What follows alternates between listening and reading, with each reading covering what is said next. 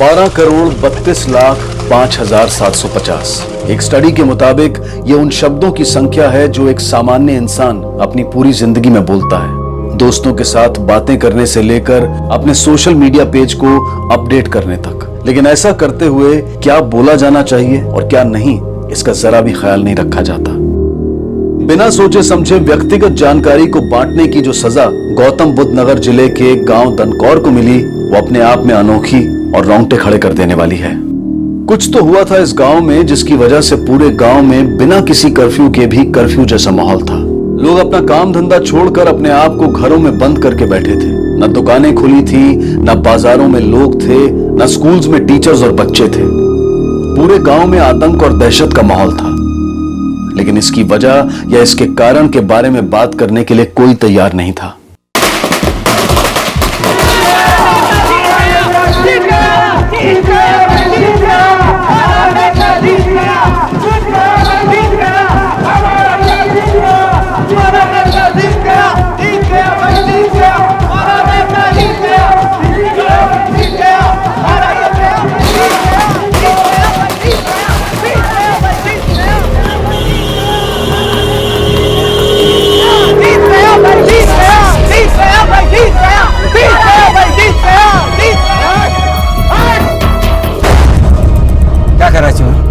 क्या कर रहा है तू? अरे तेरा भाई चुनाव हार गया तो दिमाग खराब हो गया तेरा। अरे दिमाग तो उन लोगों का खराब हुआ जिन लोगों ने मेरे भाई साहब को वोट नहीं दिया। 26 वोट से हारे ना, 26 लोगों को मारूंगा मैं। अरे चुनो, चुनाव में हार जीत लगी रहती है। फौजी प्रवचन बंद कर, गिनती गिनना शुरू कर। एक एक को गिन के मारूंगा सालों को। हमने भी कोई चूड़ियां नहीं पहन रखी। गाँव वालों को अगर कुछ हुआ ना तो छोड़ूंगा नहीं। सरपंच साहब बस आप एक बार बोल दीजिए, इसको तो मैं देखता हूं। साले तू बोलेगा मेरे को? चल यहाँ से। चल चल चल यहाँ से। अरे गिनती मत बोलना। 26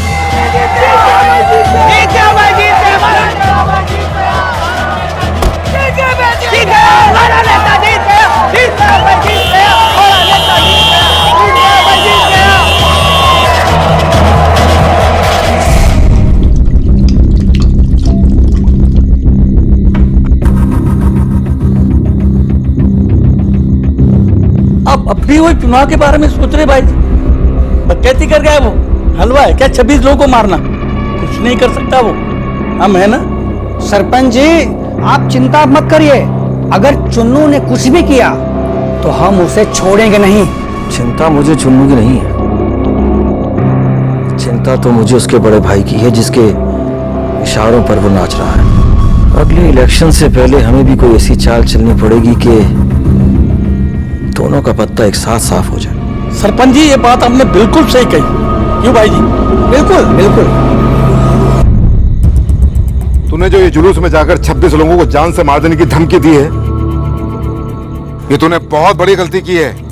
देख लेना, वो सरपंच इस गलती को हमारे खिलाफ कभी ना कभी कहीं ना कहीं इस्तेमाल जरूर करेगा। आगे की सोचता ही नहीं। हमें आपकी हार का बदला लेना है बस, इसके अलावा किसी की नहीं पड़ी हमें। हमारी तो पड़ी है ना, कि वो भी नहीं पड़ी? तुम्हारे बाद हमारा क्या होगा कभी सोचा है? देखो चुन्नू, तुम्हें हमारी कसम है, तुम हथियार नहीं उठाओगे। हम जो भी करेंगे सोच समझ कर करेंगे। ठीक है, नहीं उठाएंगे हथियार, नहीं करेंगे कुछ, लेकिन अगर उस सरपंच ने कुछ किया ना तो हमें कोई रोक नहीं पाएगा, ये बात भी पक्की है। तुम हमारी इजाजत के बगैर इस घर से बाहर पैर नहीं रखोगे, समझे? आते हम बाहर से।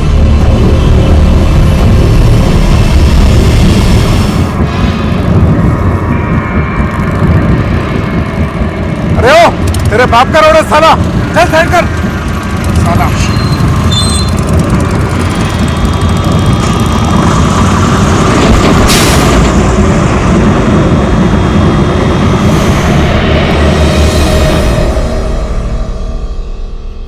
अरे इसको मुझे दे और एक काम कर, मेरे लिए खाने लगा।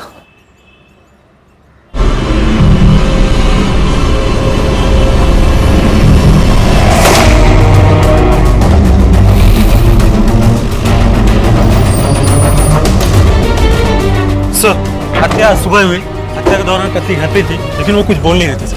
प्लीज हटिए, साइड हटिए, पीछे होइए।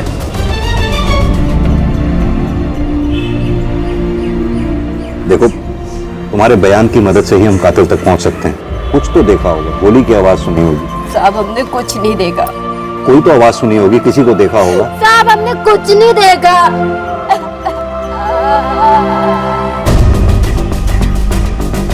भाई आप लोगों में से तो किसी ने कुछ देखा होगा, कोई गोली की आवाज सुनी होगी, जिससे ये पता चल सके किसने किया ये सब। चुन्नू ने मारा है इसे सर। आप? जी मैं गांव का सरपंच हूँ, और ये लोग उसी के डर से सच नहीं बोल रहे। आप इतने यकीन के साथ कैसे कह सकते हैं कि चुन्नू नहीं मारा है इसे? मैं इतने यकीन के साथ इसलिए कह सकता हूँ कि अभी 2 दिन पहले ही उन लोगों को कहा था कि मैं 26 लोगों को मारूंगा। हाँ देखिए, आज उसने पहली गिनती शुरू भी कर दी। तो सरपंच साहब, आपने तब हमें क्यों नहीं इत्तला दी जब चुन्नू ने सब गांव वालों को धमकी दी थी? सर वो उस वक्त हमें लगा कि हार की झल्लाहट की वजह से वो बकबक कर रहा है। हमें नहीं पता था कि वो जो कह रहा है वो करके भी दिखाएगा। अब अभी का अभी अरेस्ट कीजिए उसे।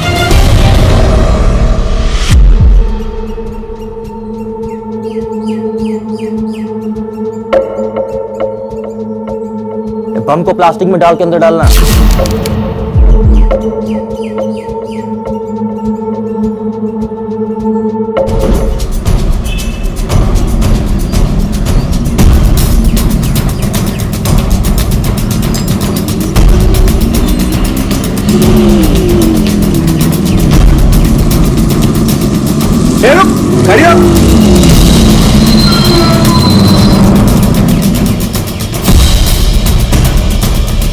अरे बस वाले, बस क्यों रोकी बीच में? चुप हट। अरे गाड़ी चलाओ ना भाई, गाड़ी चलाओ। धनकौर गांव से राम सेवक और बुधना कौन है यहाँ? बता दे क्यों नहीं? अरे बहरे हो गए हो क्या?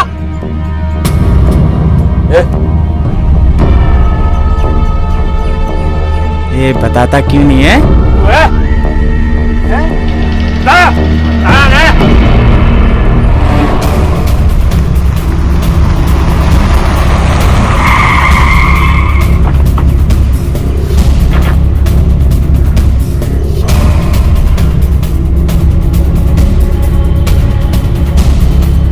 ये चुन्नू का घर यही है? जी सर। कहाँ है चुन्नू? सर वो तो हॉस्पिटल में है। हॉस्पिटल में? कौन से हॉस्पिटल में? अगर वो दोनों नहीं मिले, एक एक को चुन चुन के मारो। कौन है? ऐसे नहीं मानेंगे ये।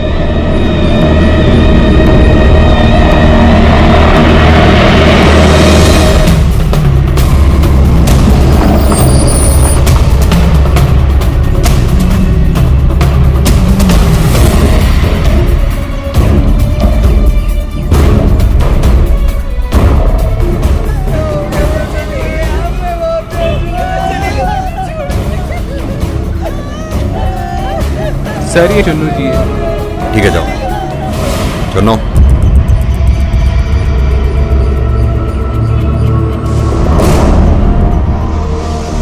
लगता है तुम लोग बताओगे नहीं, हैं? बता नहीं तो इस बच्ची को गोली मार देंगे। वो दोनों पकड़ इसको, पकड़ इसको।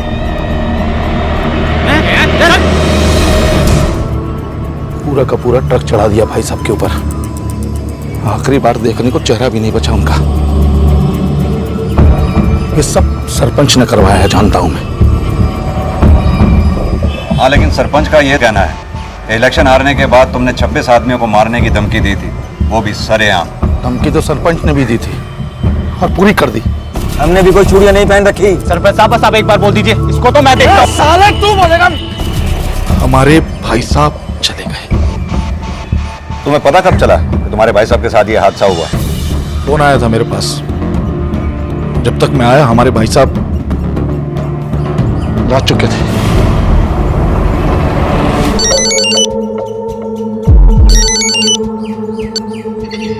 हाँ बोल। भाई साहब मिल गए ये दोनों। क्या करना है इनका? उड़ा दे।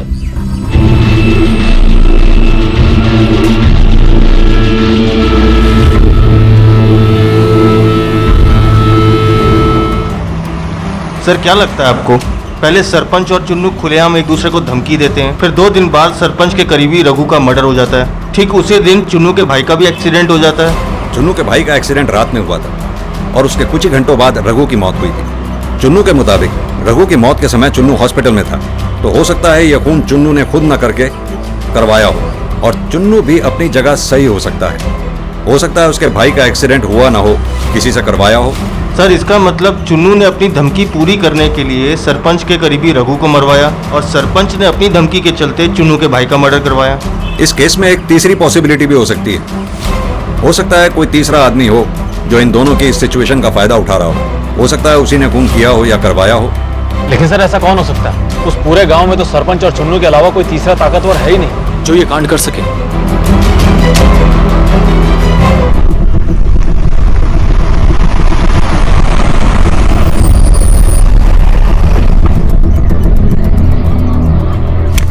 थोड़ा पीछे हटो, थोड़ा पीछे हटिए, थोड़ा पीछे हटिए, थोड़ा साइड हो जाइए।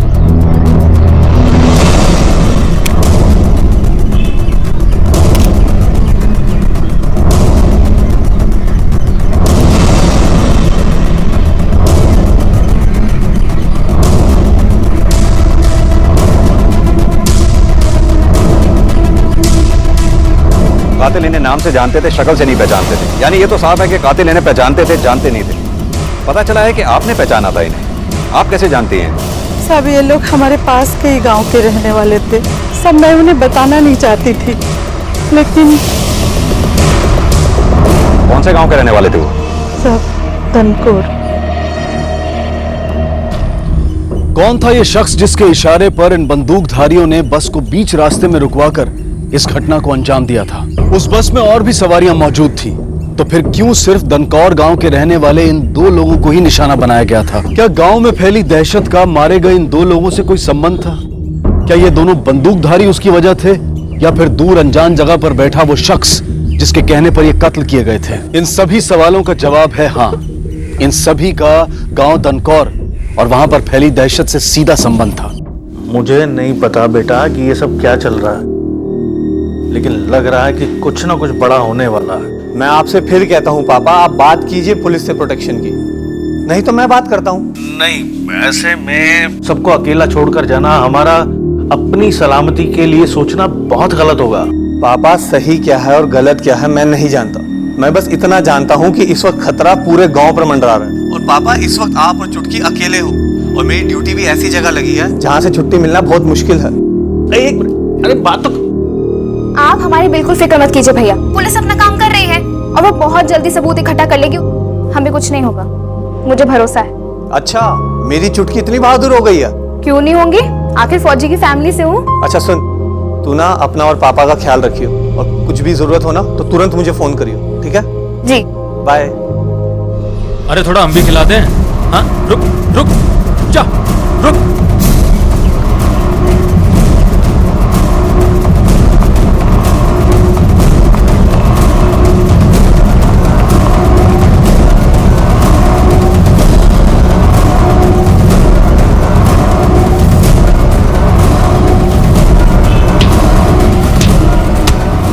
बोल, वो तेरा दूसरा दोस्त है? हाँ बोल, बुला, चल थाने में चल के बताना। पहचानिए, यही है वो दोनों? अगर वो दोनों नहीं मिले, एक एक को चुन चुन के मारूंगा। अरे बहरे हो गए क्या? हाँ जी सर, यही दोनों हैं। यही है? यही लोग हैं। आप जा सकते हैं। जी सर। कुछ बोला इन्होंने? नहीं सर, ये ऐसे नहीं बताएंगे, लगाएं।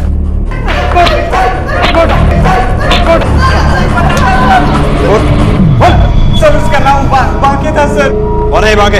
हमको कुछ नहीं पता सर, यही दिल्ली का है, इसके अलावा हम सर कुछ नहीं जानते।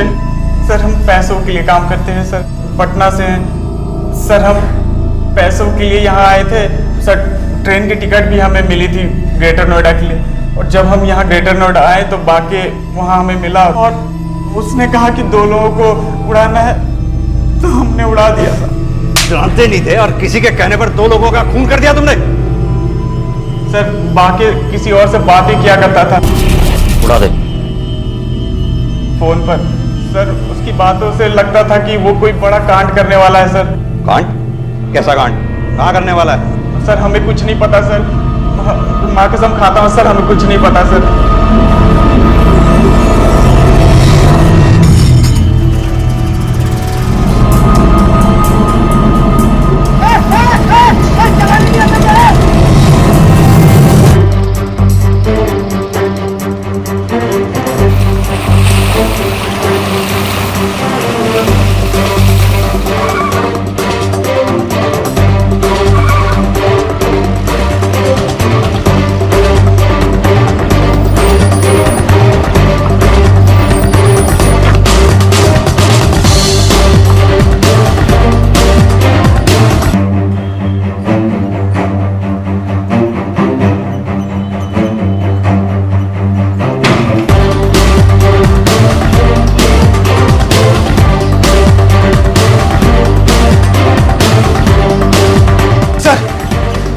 यहाँ तो कोई भी नहीं है, लगता है भाग गए। मोबाइल की लोकेशन तो यही थी ना। सर एक काम करो, आसपास किसी से पता करो, हो सकता है किसी ने कोई मूवमेंट देखी हो। सर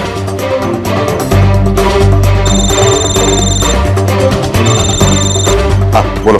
सर, जो फोन ट्रैकिंग पे डाला था वो स्विच ऑफ आ रहा है। स्विच ऑफ है?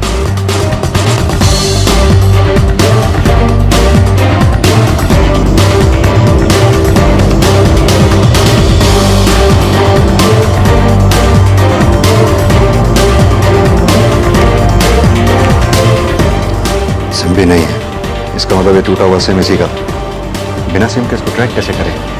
सर ये यहाँ से साइकिल से जा रहा था, इसने किसी टेम्पो को देखा भी जाते हुए। क्या देखा तुमने? साहब सिर्फ एक हरे रंग के टेम्पो को देखा, इस तरफ जा रहा था और मुझे ठोकने ही वाला था साहब। नंबर नोट किया उसका? सर वो तो ठीक से नहीं दिखा, कुछ डीएल लिखा हुआ था। और हाँ सर, उसके पीछे कुछ शेर का निशान बना हुआ था साहब। कितने लोग थे उसमें? सब वो नहीं मालूम साहब। ठीक है यादव, सर हर जगह नाकाबंदी लगाओ। जितने भी डीएल हरे रंग के टेम्पो हैं, खासतौर पर वो जिस पे शेर का निशान है, अच्छी तरह से पूछताछ करो। जिस किसी पे भी शक हो मुझे इन्फॉर्म करते रहना, ठीक है? पुलिस ने उन दोनों शूटर्स की मदद से एक स्केच तैयार करवाया और उस स्केच में जो चेहरा निकलकर सामने आया वो मथुरा के एक हिस्ट्री शीटर का था। बाकी लगभग इस मामले की शुरुआत से ही मथुरा से गायब था। पुलिस ने उसे वांटेड घोषित कर दिया था और अब उसे ढूंढने की पूरी कोशिश की जा रही थी। फोन तो चुन्नू ने किया, सबको पता है, फिर भी पुलिस उसे नहीं पकड़ती। कहां से पकड़ेगी, सब मिले हुए हैं। देखो पुलिस भी बिना सबूत और गवाह के क्या कर लेगी है? अच्छा लो चलो। देखो ये तुम जान लो कि एक दिन चुन्नू को जेल की सलाखों के पीछे जाना ही जाना। अच्छा हो जाए हमने चुन्नू के भाई को वोट नहीं दिया। जो इंसान चुनाव हारने के बाद इतनी गटर काट रहा है, चुनाव जीत जाता जाने क्या करता। ए भैया, सरपंच जी का मकान किधर है? आगे से बाएं। ठीक है, धन्यवाद।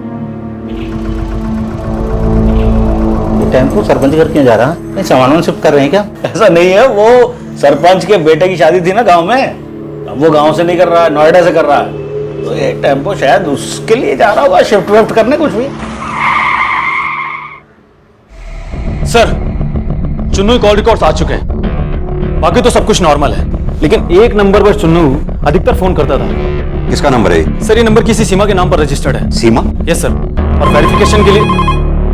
हेलो, हाँ क्या?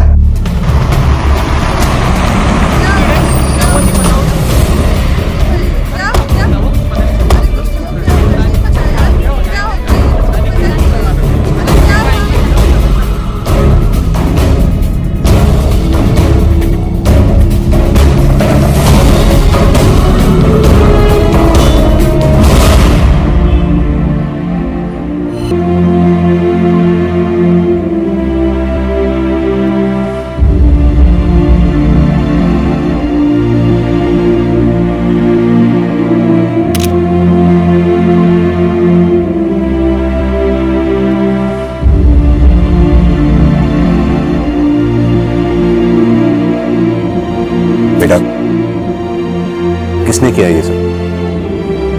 चुन्नू ने? देखो बेटा, मैं समझ सकता हूं कि तुम्हारी आंखों के सामने इतना बड़ा हादसा हुआ, तुम पर क्या बीत रही होगी, लेकिन इस हादसे को अपनी कमजोरी मत बनाओ, अपनी हिम्मत बनाओ। अपने पापा के बलिदान को बेकार मत जाने दो। बोलो बेटा, जरा अपना हाथ दिखाना। बेटा उम्र कितनी है तुम्हारी? 17 साल। वो देखो, उसकी उंगली पे भी वोटिंग का निशान, इसकी उंगली पे भी वोटिंग का निशान। जो मारे जा रहे हैं मेरे लोग हैं सर, सपोर्टर्स हैं मेरे। वो चुनाव में वोट दिए हैं उन लोगों ने मुझे। अब आप ही सोचिए, भला मैं उन लोगों को क्यों मारूंगा? नमस्कार दरोगा जी, आपने निमंत्रण दिया तो आ गए हम। ऐसे लोगों के साथ बैठाएंगे आप हमें? देखा कैसे पुलिस स्टेशन में रंगबाजी कर रहा है। अरे मैं तो कहता हूँ टांगे तोड़ डालो इस आदमी की। अरे सब कुछ बदले कर सकता है। क्या बोल रहा है? साले यहीं टेटवा दबा के मार डालेंगे, समझे? छोड़, मैं कह रहा हूं, पीछे छोड़ करना, मैं छोड़ कांस्टेबल, खड़ा दबा दूंगा। चलाना गोली साले। थोड़ी पीछे खड़ा दबा दूंगा। क्या बदतमीजी है? ये पुलिस स्टेशन है, आपके गांव का चौपाल नहीं। आइंदा से ऐसी हरकत की ना तो भूल जाऊंगा कि आप कौन है। लाइसेंस ही है इन जैसे लोगों को सबक सिखाने के लिए। अब आप तो कुछ करेंगे नहीं? लाइसेंसी है और आप गांव के सरपंच हैं, तो इसका मतलब पुलिस स्टेशन में मौत का नंगा नाच करेंगे हैं? एक बात कान खोलकर सुन लो तुम दोनों, जिस दिन तुम दोनों के खिलाफ एक भी सबूत मिला, घसीटते हुए यहाँ ले आऊंगा, फिर दिखाते रहना अपनी राजनीति, समझे? चलो निकलो यहाँ से।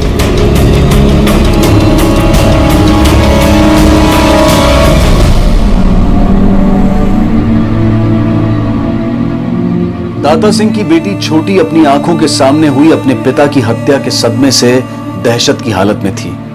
वहीं दूसरी तरफ अपनी जान दांव पर लगाकर देश की सीमाओं की रक्षा करने वाला उसका भाई अपने पिता की चिता को मुखाग्नि देते हुए अपने आप को ठगा हुआ महसूस कर रहा था, क्योंकि जिन लोगों की रक्षा को वो अब तक अपना फर्ज समझकर निभाता आ रहा था, उन्हीं लोगों में से किसी ने उसे अनाथ बना दिया था। गांव सुनसान हो चुका था। घर के भीतर भी माँ बाप अपने बच्चों का हाथ छोड़ने को तैयार नहीं थे, जैसे उन्हें डर हो कि अगर उन्होंने हाथ छोड़ा तो कोई भेड़िया उनके बच्चों को दांतों में दबा कर ले जाएगा।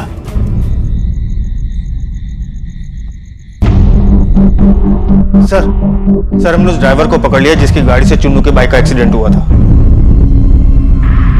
चलो। किसके कहने पे किया था तूने ये एक्सीडेंट? गलती से हुआ था साहब, और गलती भी मेरी, उसकी ही गलती थी। अरे ओ, तेरे बाप का रोड है साला, चल साइड कर साला। वो मेरे आगे आगे चल रहा था जैसे कोई नशे में चलता है साहब, अचानक से ब्रेक मार दी। इस ड्राइवर के कहे मुताबिक अगर चुन्नू के भाई की मौत वाकई एक्सीडेंट से हुई है तो सरपंच के ऊपर शक करने की कोई वजह नहीं है हमारे पास। हाँ, कातिल चुन्नू जरूर हो सकता है।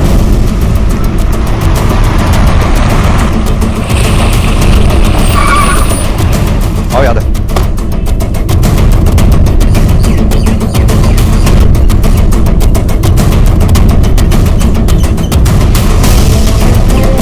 चुन्नू कहाँ है ये? क्या उधर? चुन्नू कहाँ है? वो तो यहाँ नहीं है सर। एक इधर जाओ आदमी। बताओ तो सही क्या हुआ साहब? देखो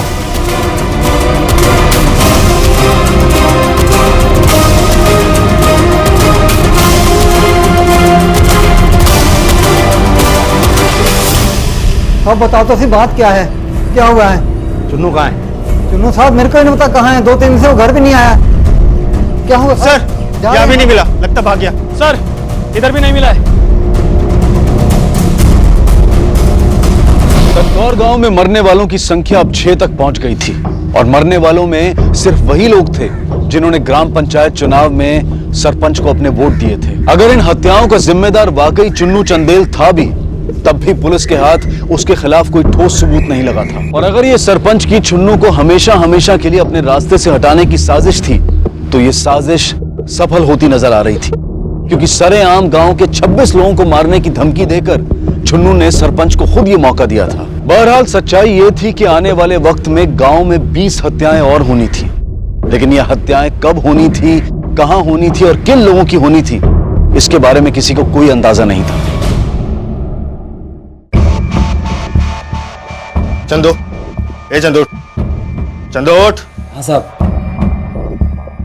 फोन किया था? हाँ साहब, वो वाकई जिसके पूरे गांव में चारों तरफ पोस्टर चिपके हैं ना, वो सरपंच के घर गया था साहब, उससे बातें कर रहा था। तूने देखा? देखा तो नहीं मैंने साहब, लेकिन खबर पक्की है। पक्का? 100% पक्का साहब, मैं झूठ नहीं बोल रहा हूँ। एक वांटेड आदमी जो दिन दहाड़े 2 लोगों को बस से उतार के मरवा देता है, वो आदमी आपके घर पे देखा जाता है आपसे बात करते हुए। सर आप किस आदमी की बात कर रहे हैं? इस आदमी की, इस बात की पक्की खबर है हमें।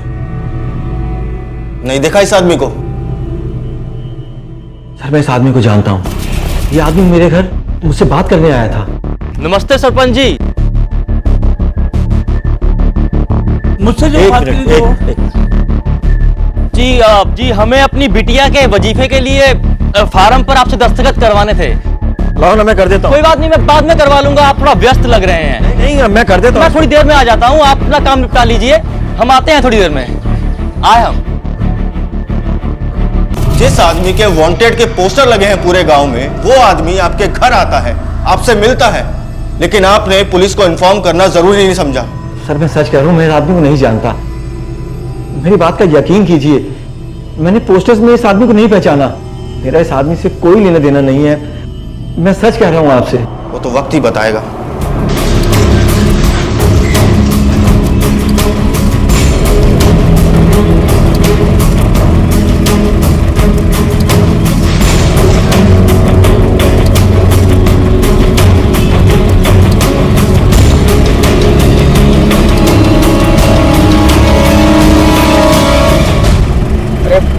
देखिए भैया, आगे तो नाकाबंदी है।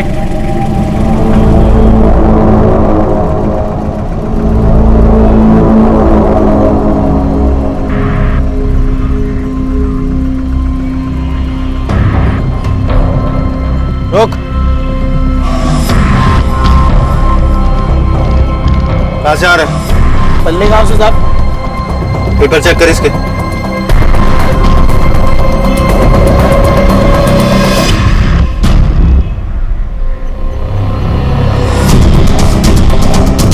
और हाँ सर, उसमें पीछे कुछ शेर का निशान बना हुआ था साहब। हाँ यादव बोलो। सर वो शेर के निशान वाला टेम्पो मिल गया। उस टेम्पो को जाने दो। लेकिन सर यादव मैंने बोला ना उसकी तलाशी नहीं लेनी। हमारे लिए उसमें रखे सामान से ज्यादा ये जानना जरूरी है कि ड्राइवर टेम्पो को लेके कहाँ जा रहा है। उसको सेफ डिस्टेंस से फॉलो करो और मुझे सारी अपडेट्स देते रहना। ठीक है सर।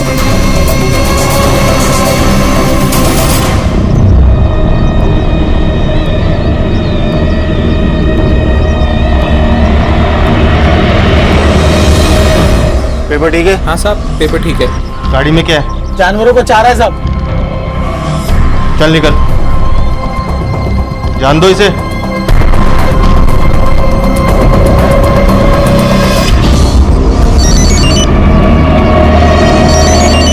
हेलो। हाँ भैया, निकल गया नाके से, निकल गया मैं। चल ठीक है, तू जल्दी से पहुंच। तुझे पता ना क्या करना है? हाँ पता है क्या करना है। ठीक ठीक, तू पहुंच। हेलो भैया जी, पहले आपने मोबाइल से बचने की बात की, फिर आपने नाकाबंदी से।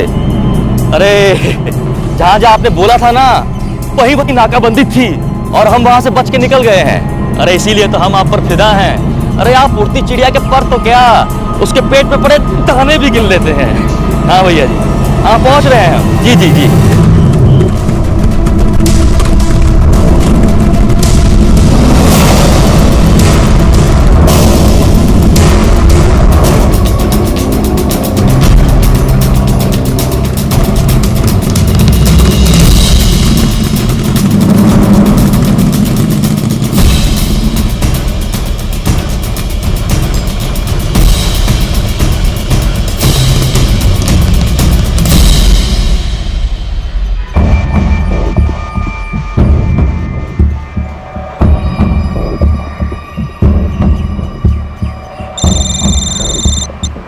हाँ यादव बोलो। सर दादरी गांव में एक मकान के पास आके उसने टेम्पो रोका अपना। एक काम करो, घर पर नजर बनाए रखो, मैं बैकअप फोर्स लेकर आ रहा हूँ, ध्यान रखना। Okay sir.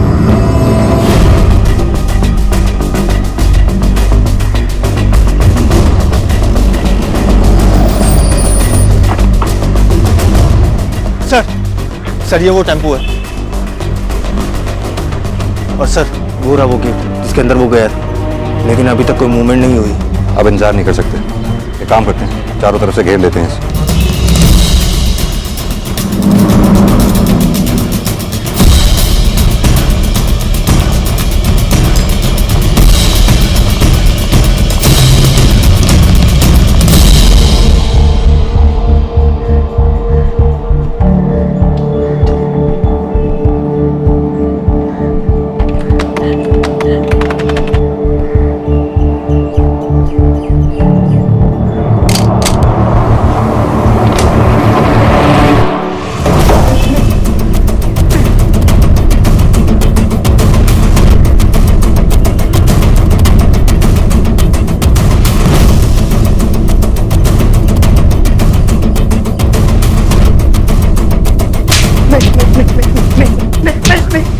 नहीं साहब, नहीं। क्या कर रहा है? क्या प्लान है तेरा? मुझे कुछ नहीं पता साहब, मुझे कुछ नहीं पता। दाता सिंह की बेटी छोटी ने बांके का चेहरा पूरे गांव में लगे पोस्टर से पहचान लिया और पुलिस के समझाने और हिम्मत दिलाने के बाद उसके खिलाफ बयान देने को राजी हो गई।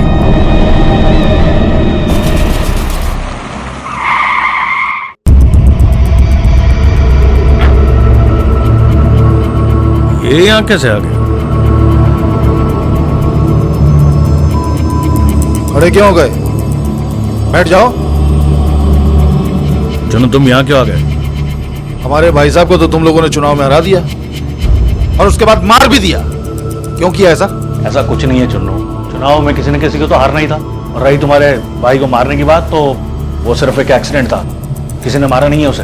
बालक हैं, दूध पीते, जब बहलाओगे तो बहल जाएंगे। सही समझते हैं गांव वाले कि मैंने 26 लोगों को मारने की कसम खाई है और रघु को मार के शुभारंभ कर दिया, फीता काट दिया और बारी तुम लोगों की है। ऑटोमेटिक है, दोस्त ने दिलाई है। टेस्ट करना है। भाग। क्या?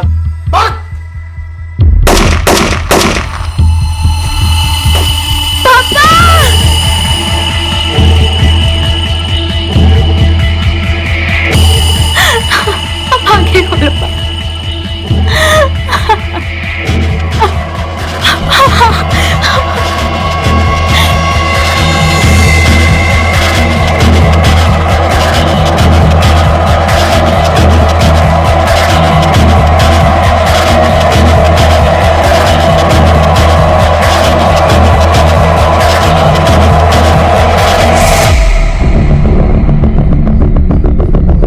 बच गई।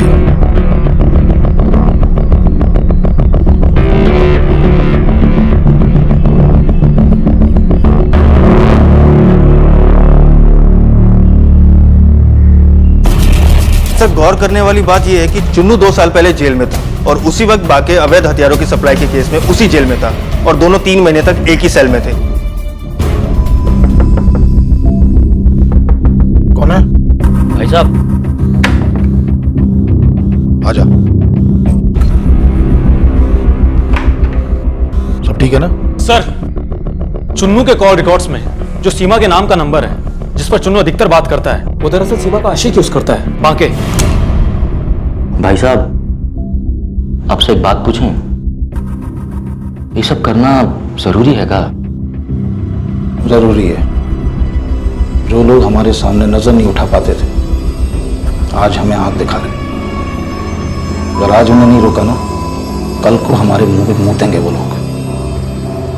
उन्हें मालूम पड़ना चाहिए कि हम कौन हैं और उनकी क्या औकात है। 26 की गिनती आज पूरी होकर रहेगी। अब तक 6 गांव वालों की जान लेने के बाद भी चुन्नू और बांके किसी आदमखोर शिकारी की तरह खुलेआम घूम रहे थे। पुलिस लगातार उनके पीछे थी, लेकिन ये दोनों शातिर मुजरिम पुलिस से आगे चल रहे थे। गोली नहीं चलानी है, सबको मालूम पड़ जाएगा। एक को नहीं मार रहा है, गिनती पूरी करनी है। रख अंदर, पकड़ साले को।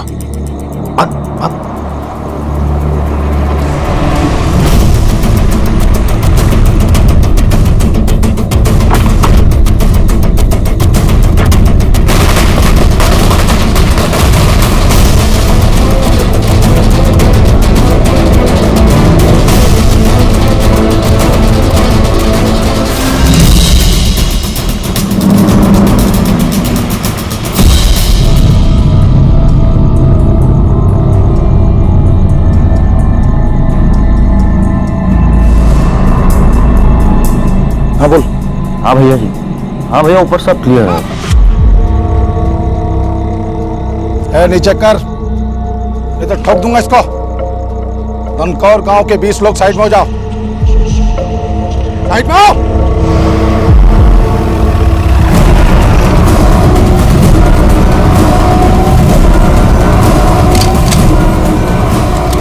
इंस्पेक्टर, रुक जाने तो ठोक दूंगा इसको। चुन्नू, हथियार फेंक दे अपने। तुझे पता है तू यहाँ से बचकर नहीं जा सकता। तुझे गलत फहमी हुई है चुन्नू। तेरे भाई को किसी ने मारा या मरवाया नहीं था। उसका एक नॉर्मल एक्सीडेंट हुआ था, वो भी शराब के नशे में था। और अरे ओ, तेरे बाप का रोड है साला। चल साइड कर। जो कुछ हुआ मैं नहीं जानता, बस इतना जानता हूं कि साले 26 हरामियों ने उनके खिलाफ वोट दिया। 6 को मार चुका हूं, 20 को छोड़ूंगा नहीं। और इंस्पेक्टर, अगर तुमने मेरी बात नहीं मानी ना, तो 20 से ज्यादा जितने मरेंगे उसकी जिम्मेदारी तुम्हारी है। नहीं नहीं नहीं, सुनो, रखता हूं मैं अपने हथियार। हथियार रख दो, तुम कुछ मत करना।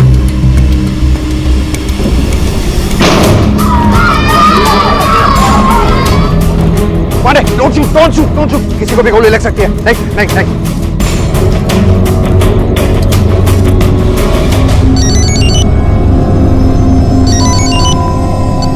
हाँ भैया जी। अबे साले, गोली क्यों चलाई? अरे भैया जी, अगर हम गोली नहीं चलाते तो पुलिस आपको गोली मार देती। अरे वो आपके पीछे खड़ा था ना पुलिस वाला। अच्छा ठीक है ठीक है, देख टेम्पो आया क्या अपना? देखता हूँ। हाँ भैया जी, टेम्पो आ गया है, वो आपके पास ही है। सुन, मेरी गन गिर गई, कट्टा है मेरे पास। कवर फायरिंग से पीछे दरवाजे से निकलता हूं मैं। सालों की 20 की गिनती पूरी करनी है आज।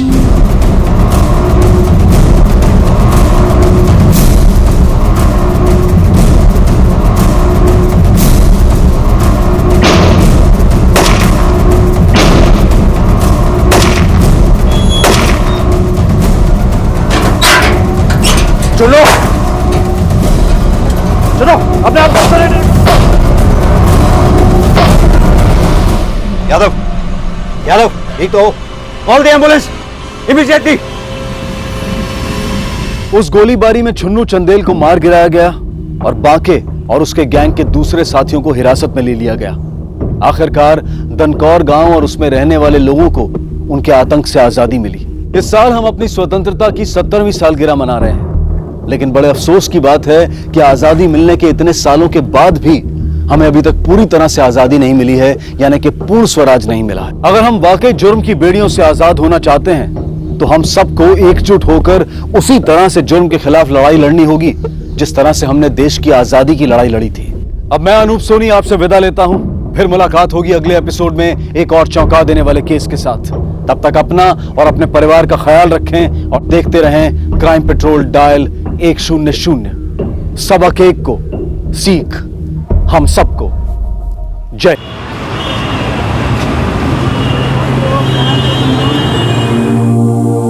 परिवार और समाज का निर्माण इसलिए हुआ ताकि इंसान को इंसान का साथ रहे, हमारी जिंदगी में खालीपन ना आने पाए, हमें अधूरेपन का एहसास ना हो। पर हर पल बढ़ती आबादी में हम अकेले होते जा रहे हैं और इस अकेलेपन को भरने के लिए टीवी देखते हैं, हम किताबें पढ़ते हैं, अपने आप को बिजी रखने की हर कोशिश करते हैं, लेकिन फिर भी हमारा खालीपन नहीं भरता तो हम नया दोस्त, नई जॉब, नए रिश्ते, नई जगह तलाशते हैं। पर कभी कभी ये तलाश हमें बेबस और तन्हा बना देती है, और बेबस तन्हाई रुके हुए पानी की तरह होती है जो अगर सड़ने लगे तो अपराध का ऐसा अंकुर फूटता है कि एक दिन विशालकाय पेड़ बन जाता है।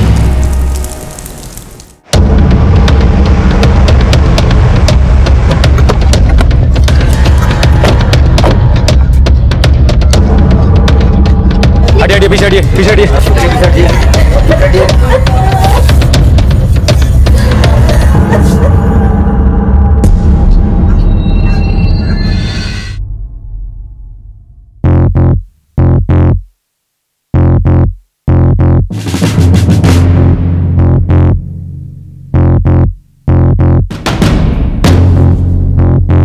सर ये आरती यहाँ की मेड, इसी ने फोन किया था। साहब सुबह मैंने कई बार बेल बजाई पर कोई जवाब नहीं आया। मुझे लगा मैं साहब कहीं बाहर गई होंगी, इसलिए मैंने डुप्लीकेट चाबी से दरवाजा खोल दिया। ये डुप्लीकेट चाबी कहाँ से आई तुम्हारे पास? साहब वो मैडम ले दी थी जब वो घर से बाहर गई थी। कब से काम कर रही है? 3 साल से साहब। क्या नाम है तुम्हारी मैडम का? सुजाता कौशिक साहब। हमारी मैडम यहाँ अकेली रहती थी साहब। उनका पति बेटी वो कहाँ है? पति मैडम को 6 महीने पहले छोड़कर चले गए साहब। क्या नाम है उनके पति का? साहब प्रियांक कौशिक। उनकी बेटी? मयूरी दीदी। मयूरी दीदी ने मैडम के खिलाफ जाकर अपनी मर्जी से शादी कर ली साहब। किससे? कार्तिक साहब से साहब। वो यहाँ पर दीदी को गाना सिखाने आते थे साहब। शादी के बाद वो दोनों कभी घर वापस नहीं आए। हमारी बहन साहब बिल्कुल अकेली पड़ गई थी साहब। उनकी जिंदगी में अकेलापन और सूनेपन के सिवाय कुछ भी नहीं था साहब। सर अलमारी और लॉकर तो लॉक्ड है, लूट का भी कोई साइन नहीं है और विक्टिम का मोबाइल भी नहीं मिला है। तुम्हारी मैडम मोबाइल यूज करती थी? हाँ साहब, मैडम का नंबर है मेरे पास। ये है। उनके पति और बेटी का? हाँ साहब, मैंने आपको कॉल करने से पहले उन्हीं को कॉल किया था और फोन लगा नहीं था साहब। कहाँ रहते हैं वो लोग? ये नहीं पता साहब। हाँ उनका नंबर है मेरे पास। हटो पीछे हटो। सर सुजाता और सुजाता की बेटी का फोन स्विच ऑफ आ रहा है और सुजाता का पति फोन रिसीव नहीं कर रहा है। एक काम करो, इन तीनों को कॉल रिकॉर्ड से निकालो। ये सेपरेटेड फैमिली के अंदरूनी डिस्प्यूट्स। मर्डर से पहले इन तीनों के बीच का लेन देन, चाल ढाल, व्यवहार, सब कुछ, और मेड के बयानों की सच्चाई, उसकी कुंडली, सब कुछ, पड़ोसियों का नजरिया, रवैया, हर इंफॉर्मेशन को खोद निकालो। पता तो चले ये अपराध का बीज किसी अपने ने बोया है या फिर गैरों ने। Okay sir. अपराध के बीज बोने से पहले अक्सर गलतफहमी, झूठ और फरेब के गड्ढे भी खोदे जाते हैं। सुजाता भी ऐसे ही किसी धोखे का शिकार हुई थी। उसका अतीत और वर्तमान एक जटिल पहेली था जिसकी हर परत में एक राज छुपा हुआ था। लेकिन पुलिस सबसे पहले मौका वारदात पर उस ऊपरी सुराग को खोज रही थी जहां से अपराधी अक्सर अपने बचाव की लंबी सुरंग खोदने की फिराक में होता है। सर पिछले 10 साल से यहाँ रह रहा हूँ। सुजाता और उसके आदमी में अक्सर झगड़ा होता था, चिल्लाने की आवाज भी आती थी, यहाँ तक कि बर्तन फेंकने की आवाज भी आती थी। सर सुजाता की लड़की भी अपने बाप जैसी ही निकली। एक लड़के के प्यार में उसने माँ को छोड़ दिया। सुजाता उनकी शादी के खिलाफ क्यों थी? वो एक मामूली सा म्यूजिक टीचर था, पर मयूरी थी कि उसके प्यार में पागल थी। सर मुझे तो ऐसा लगता है कि कहीं इसी में तो मतलब, क्योंकि जब से मयूरी की शादी हुई है वो इस घर में आई नहीं। और कल सर मैंने उसे देखा था। वो यहाँ आई थी? हाँ, मैंने कल उसे सुजाता के घर से निकलते हुए देखा था।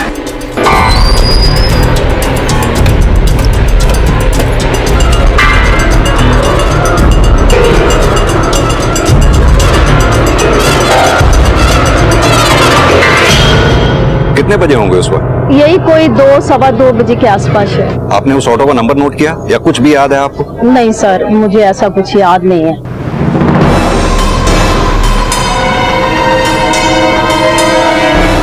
सर सुजाता का हस्बैंड फोन रिसीव नहीं कर रहा है। उसके नंबर पे मैसेज छोड़ दिया है, शायद कॉल बैक करें। ये मयूरी का मोबाइल बंद होना और कल अचानक उसका अपनी माँ से मिलने जाना, कहीं ये मर्डर उसने।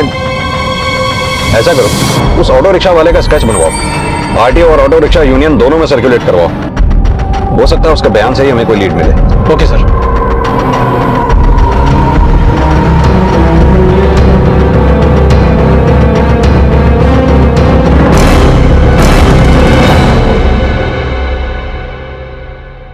सर पोस्टमार्टम रिपोर्ट के मुताबिक सुजाता का मर्डर गला घोट के किया गया और उसके बाद गला काटा गया।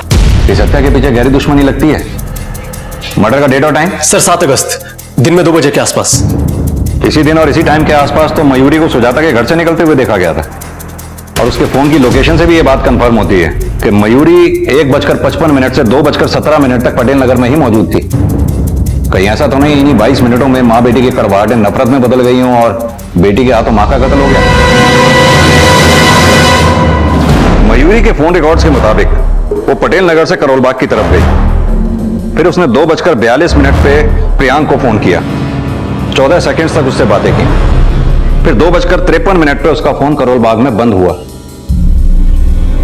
ये मेड ने मयूरी के पति और पिता के जो नंबर दिए हैं वो पटेल नगर के एड्रेस पे ही रजिस्टर्ड हैं। उनका करंट एड्रेस निकलवाओ। Okay sir.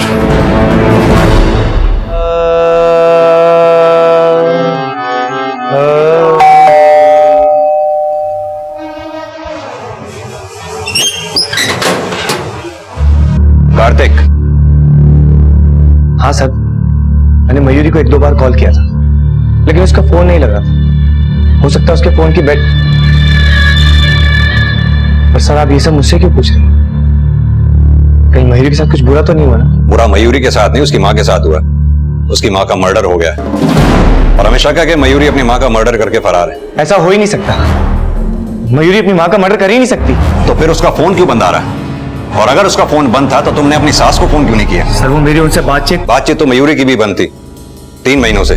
फिर अचानक? सर मयूरी को उनकी याद आ रही थी। याद आना और हत्या वाले दिन ठीक वहां जाना इत्तेफाक नहीं, साजिश। सर आप कहना क्या चाहते हैं? यही कि ये राग इत्तेफाकी हमारी समझ में नहीं आ रहा कि सुजाता जैसी रईस माँ की बेटी ने इस घर के किराएदार से दिल कैसे लगा लिया। सर मयूरी मुझसे सच्चे दिल से प्यार करती थी, और 1 साल पहले जब मैंने मयूरी को संगीत सिखाना शुरू किया तो मुझे नहीं पता था कि हम दोनों इतने करीब आ जाएंगे। मयूरी की आवाज में एक इनहेरेंट पेन था, शायद इसलिए कि बचपन से वो अपने इस दर्द में पली कि उसके पेरेंट्स कभी एक दूसरे के हमदर्द ही नहीं बन पाए। मुझे तुमसे कुछ बात नहीं करनी है, प्लीज। अरे और मैंने किया क्या है? आरती, अगर आपकी फाइल नहीं मिली तो मेरी प्रॉब्लम नहीं करनी है मुझे बात। तुम अंदर जाओ बस। आरती मेरी लाल वाली फाइल का है, ढूंढो उसे। ढूंढो, जो चाहिए करो। हाँ तंग आ गया किसी के।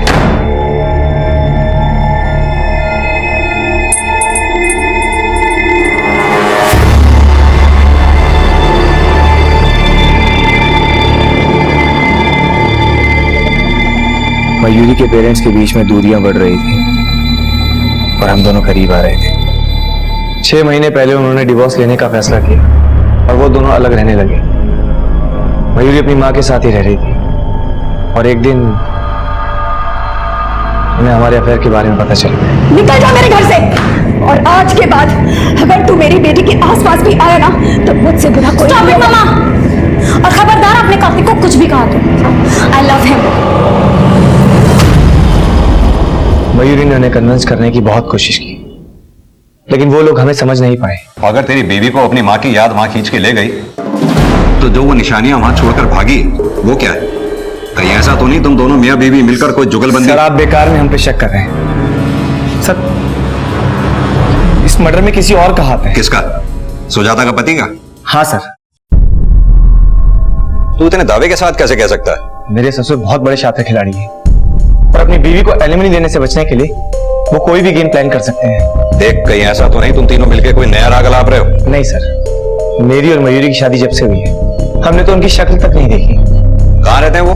सर, वो यहीं करोल बाग में रहते हैं। करोल बाग में कहाँ? सर, ये नहीं पता। शिकवे शिकायतों की हर खबर है पर अपनों के ठिकानों से बेखबर। सर, मयूरी के कॉल रिकॉर्ड्स के मुताबिक वो 7 अगस्त को पटेल नगर से करोल बाग ही गई थी। यानी माँ का कत्ल करने के बाद उसने बाप से न सिर्फ बातें की, उनके पास भी गई। वो वहां पनाह मांगने गई या कोई गुनाह करने? और अब प्रियांक का भी फोन ना उठाना। कार्तिक ने भी प्रियांक पे शक जाहिर किया था। कहीं कोई? सर, प्रियांक के ऑफिस का एड्रेस मिल गया है, ये करोल बाग का ही है।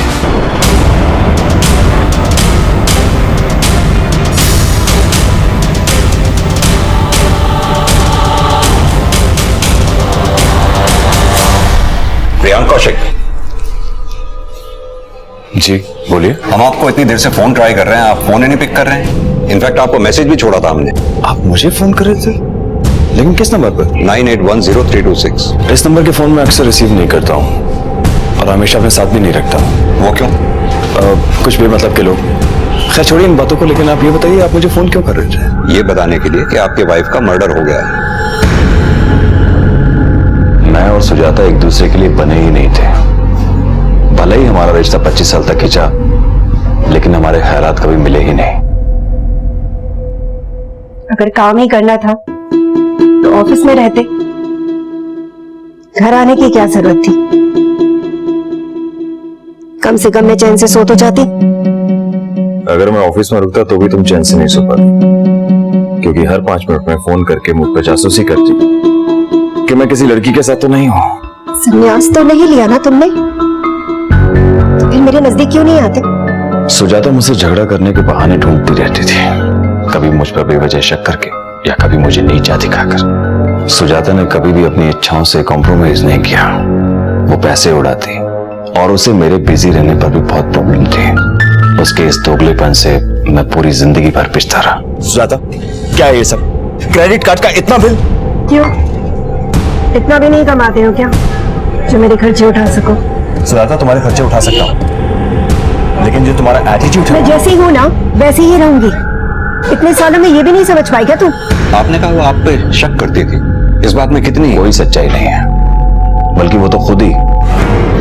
इंस्पेक्टर साहब छोड़िए, मैं इस बारे में बात नहीं करना चाहता हूँ। बोल दीजिए जो दिल में है, क्योंकि कोर्ट जो छुटकारा आपको नहीं दिला पाई वो तो अब आपको मिल ही गया।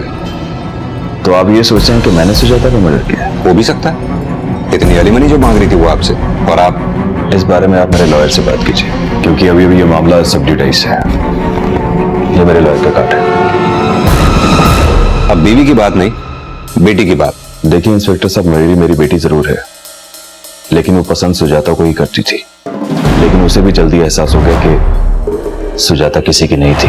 तो उसकी शादी के बाद? शादी के बाद मैं कभी उससे मिला नहीं। लगता है आपने जवाब रट रखे हैं। देर से सही इंस्पेक्टर साहब, लेकिन आपके आने का मतलब मैं समझ गया हूँ। तो फिर ये भी समझा दीजिए, जिस दिन सुजाता का मर्डर हुआ मयूरी ने आपसे क्या बातें की थी?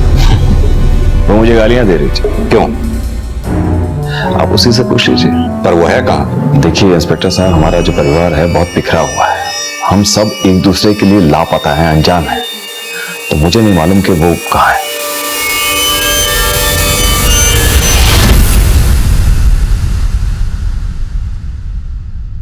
सर प्रियांक के एटीट्यूड से तो ऐसा लग रहा है कि उसको सुजाता की नहीं बल्कि अपनी बेटी की भी कुछ नहीं पड़ी है। हो सकता है प्रियांक ने मयूरी को सुजाता का मर्डर करने के लिए उकसाया हो। एक काम करो, इस प्रियांक का नया मोबाइल नंबर की कॉल डिटेल निकालो। बोल नरेश। ठीक है, लेके आओ उसे। सर उस आरटीओ से ऑटो रिक्शा वाले का पता चल गया जिसके ऑटो मयूरी बैठी थी। हाँ सर जी, इस छोरी को रिठालाते उठाया और पटेल नगर छोड़ दिया। लेकिन ये तो पटेल नगर से करोल बाग भी गई थी। हाँ सर जी, करोल बाग भी गई थी, लेकिन पहले मैंने इसे पटेल नगर छोड़ा। यही रोक दे, ये लो। साहब ये ऑटो से उतर के अपने घर गई तो मैं अपना ऑटो साफ करने लगा। मैंने सोचा और भी सवारी देख लेता हूँ यहीं पर। इतने में दौड़ के फिर आई और कहने लगी करोल बाग चल। अपनी माँ के घर से कितनी देर में वापस लौटी थी? साहब 4 से 5 मिनट हुए होंगे। अच्छा, जब इसने ऑटो किया इस आदमी को तूने कहीं आसपास देखा था? अब साहब इतना तो ध्यान दिया नहीं। इतना तो ध्यान होगा कि उस लड़की को करोल बाग में कहां उतारा था तूने? हाँ साहब, अजमल खां रोड। बहुत तावड़ी मचा रही थी छोरी।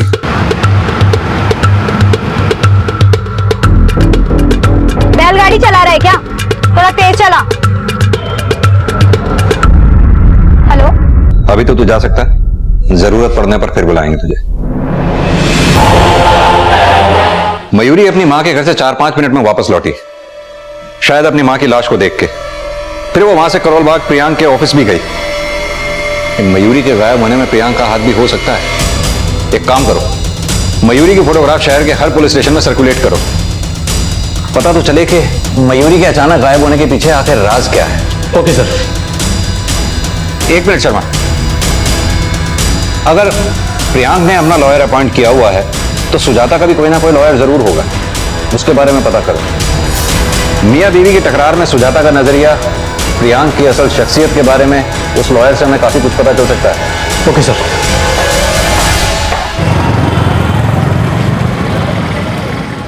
प्रियांक सिर्फ झूठा ही नहीं, वो गिरा हुआ इंसान है। उसने सुजाता के ऊपर ये एलिगेशन लगाया है कि वो एक बच्चलन औरत है और उसका कई मर्द के साथ अफेयर है। आखिर प्रियांक ये सब साबित करके हासिल क्या करना चाहता था? सुजाता को एलिमनी देने से बचने के लिए प्रियांक ने ये सब किया। तो यानी आपके कहने का मतलब ये है कि सुजाता ऐसी औरत नहीं थी जैसा प्रियांक साबित करना चाहता था? यस सर, मैं सुजाता को अच्छे तरीके से जानती हूँ। वो बहुत ही स्वाभिमानी औरत थी सर। जब से डिवोर्स केस फाइल हुआ, सुजाता ने प्रियांक से 1 रुपया तक नहीं लिए। वो अपना गुजारा करने के लिए खुद ही पार्ट टाइम जॉब करती थी। जॉब? कैसी job? She was very good in writing और कई कंपनी के लिए उसने ऑनलाइन कंटेंट राइटिंग जॉब शुरू कर दिया। उसके पति के जाने के बाद उसकी बेटी भी उसे छोड़ के चली गई और फिर वो बहुत अकेली पड़ गई। रिश्तों में हमेशा ही धोखा मिला बेचारी सुजाता को। और उसकी बेटी ने उस मर्द के साथ शादी कर ली जिसने उसकी माँ का रेप किया। It is true sir, Kartik ने सुजाता का रेप किया था। तो सुजाता ने कार्तिक के खिलाफ कोई एफआईआर दर्ज नहीं की? Yes sir, this is the proof, आप देख सकते हैं।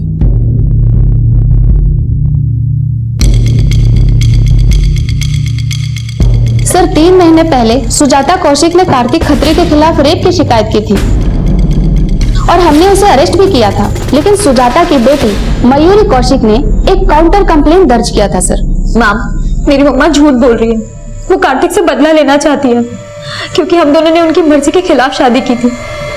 ये सब उन्हीं की चाल है। वो हम दोनों के बीच गलतफहमी पैदा करके उसे मुझसे दूर करना चाहती है। सर सुजाता ने कहा था कि उसका रेप 1 महीने पहले हुआ था, इसलिए कार्तिक के खिलाफ कोई स्ट्रॉन्ग एविडेंस नहीं मिल पाया। मेरी बात तो सुनिए सर, मेरी बात तो सुनिए, मैंने कुछ नहीं किया सर, मेरी बात तो सुनिए। रेप? पर सर मैंने तो किसी का रेप नहीं किया है। सुजाता ने तेरे खिलाफ एफआईआर दर्ज कराई थी। सर वो झूठी एफआईआर थी जो पहले प्रूव हो चुकी है। लेकिन अब गड़े मुर्दे उखड़ेंगे। सुजाता का मर्डर हुआ है, तेरे खिलाफ एफआईआर दर्ज थी और रेप चार्जेस में पुलिस कैसे रिमांड लेती है ये तो तू जानता ही होगा। जो कुछ भी हुआ हम दोनों की मर्जी से हुआ। मर्जी से हुआ? तू बोलेगा और हम मान लेंगे? सर मैं सच कह रहा हूँ, मैं मानता हूँ कि हम दोनों से गलती हुई, बट मैं मयूरी से प्यार करता हूँ। बहुत पहुंचा हुआ कलाकार निकला तू तो। माँ और बेटी दोनों से? खोपड़ा मत झुका, जुबान खोल, नहीं तो ना गाने लायक बचेगा ना बजाने लायक। कुछ गलतियां इंसान जानबूझकर नहीं करता, हो जाती है। और मैं सुजाता जी की जिंदगी का वो मुसाफिर था जिसने उनका हाथ तो थामा लेकिन वफा नहीं कर पाया। हमको उनसे है वफा की उम्मीद, जो जानते ही नहीं कि वफा क्या है। जब भी मयूरी घर पे नहीं होती थी तो हम बहुत बातें करते थे, हम अच्छे दोस्त बन गए थे। और वो अपने नाकाम रिश्तों का दर्द शेरो शायरी में बयां करती थी, मुझे अपना हमदर्द समझने लगी थी। आइंदा मुझे कॉल मत करना और मैं डिवोर्स पेपर भिजवा दूंगा, साइन कर देना। और जब प्रियांक ने उन्हें छोड़ दिया तो उनकी जिंदगी के खालीपन में मेरी एक अलग जगह बन गई थी।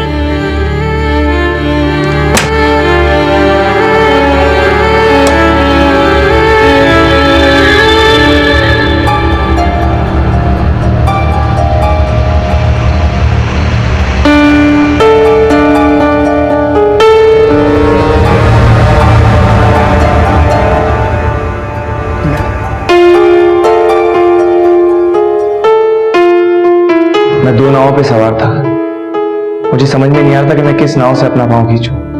मयूरी,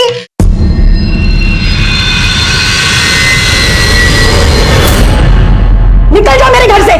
Stop it, मामा। और खबरदार आपने कार्तिक को कुछ भी कहा तो I love him mama, I love him. मैंने बोला ना आपको। मयूरी तू नहीं जानती इस लड़के को, तू चल मेरे साथ। मैं नहीं जाऊंगी। मैं मयूरी समझ नहीं रही है, मैं कैसे समझाऊंगा तुझे? घिन आ रही है मुझे तुम पर। तुम जानते थे ना कि मैं तुमसे प्यार करती हूँ, फिर भी मेरे साथ साथ मेरी बेटी को भी। अब खड़े जाओ, just get out! Shut up! जाओ यहाँ से।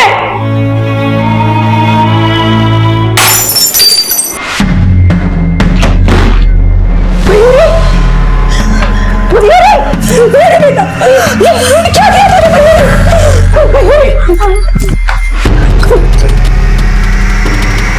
सुजाता जी मेरे और उनके रिश्ते के बारे में मयूरी को बताने की हिम्मत जुटा नहीं पाई और फिर हमने शादी कर ली। मयूरी को वापस अपनी जिंदगी में लाने के लिए उन्होंने मुझ पर रेप केस किया। मयूरी को मेरे ऊपर विश्वास था। सुजाता ने जो रेप के एलिगेशंस लगाए थे प्रूव नहीं कर पाई। लेकिन सच्चाई ज्यादा दिन तक छुपती नहीं है। मयूरी को जब तेरी असलियत के बारे में पता चला तो वो तुझे छोड़कर अपनी माँ के पास चली गई, लेकिन तूने सुजाता को पहले ही मार डाला और शायद फिर मयूरी को भी। सर आप ये क्या कह रहे हैं? मेरे और सुजाता की बीच के रिलेशन के बारे में मयूरी को कुछ पता नहीं चला था। मेरा सिर्फ उससे झगड़ा हुआ था। कैसा झगड़ा? मयूरी ने मुझसे शादी तो की, लेकिन मेरे एक छोटे से फ्लैट और मामूली सी इनकम में एडजस्ट नहीं कर पाई थी। और उस दिन गुस्सा होकर वो अपनी माँ के घर चली गई। वो कहाँ है और उसकी माँ का मर्डर किसने किया मैं नहीं जानता सर। मैं मानता हूँ कि मुझसे गलती हुई है, लेकिन मैं क्रिमिनल नहीं हूँ सर।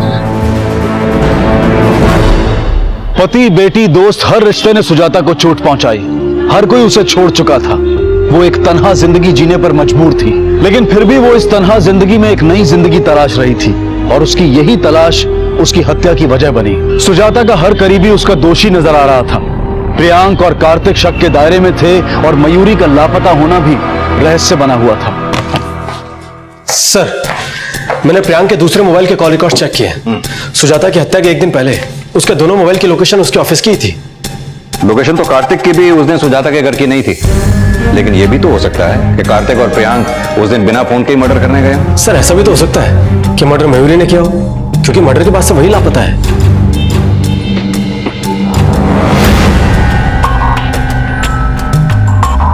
मयूरी का लापता होना पुलिस के मन में कई संदेह पैदा कर रहा था और सुजाता की हत्या की गुत्थी में मयूरी का मिलना बेहद जरूरी था, लेकिन उसकी तलाश का अंत सुजाता की हत्या जितना ही भयानक था। हाँ, कौन? क्या?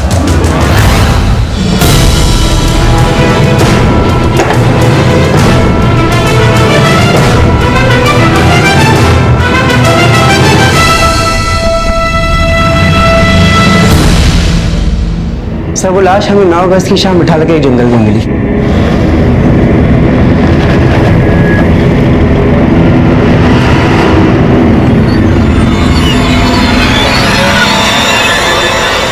पोस्टमार्टम में हत्या की वजह? सर पर गहरे जख्म थे और किसी भारी चीज से वार भी किया गया था और बाद में लाश को जलाने की कोशिश भी की थी, पर लाश पूरी तरह से जल नहीं पाई। हत्या की तारीख और समय क्या रहा होगा? पोस्टमार्टम रिपोर्ट के हिसाब से 7 अगस्त शाम के 4 बजे के आसपास।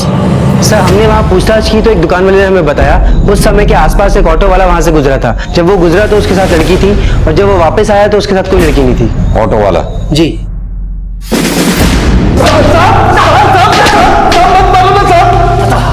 साहब मैंने किसी को नहीं मारा साहब, सच कह रहा हूँ। झूठ मत बोल। 7 अगस्त को तेरे मोबाइल की लोकेशन वही थी जहां मयूरी का मर्डर हुआ था।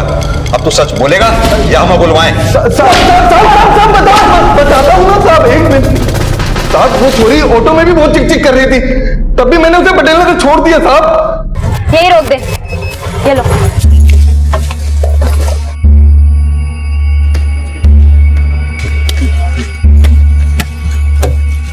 जल्दी चलो। अब कहाँ जाना है मैडम? बकवास बंद करो, जल्दी चलो करोल बाग।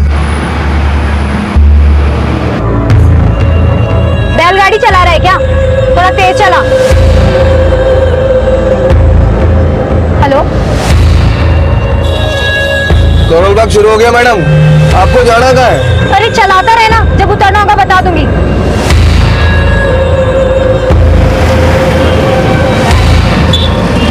मैडम करोल बाग तो पहुंच गए, आपको उतरना कहाँ है? अरे जहन्नुम में जाना है, कहा ना जब उतरना होगा बता दूंगी। एक बात बोलूं मैडम, दिल्ली सेफ ना है लड़कियों के लिए। जहाँ जाना टाइम पे पहुंच जाओ, अंधेरा होने से पहले। तुम्हारा प्रॉब्लम क्या है? तुम थोड़ी देर चुप नहीं रह सकते हो क्या? मैडम एक बात ही तो बता रहा हूँ, इतनी गर्म क्यों हो रही हो? अब अगर अपना मुंह खोला ना तो मैं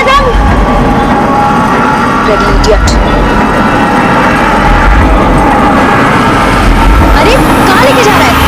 गाड़ी वापस ले, गाड़ी वापस ले, वापस ले गाड़ी, नहीं तो पुलिस को फोन करती हूँ। समझ नहीं आ रहा।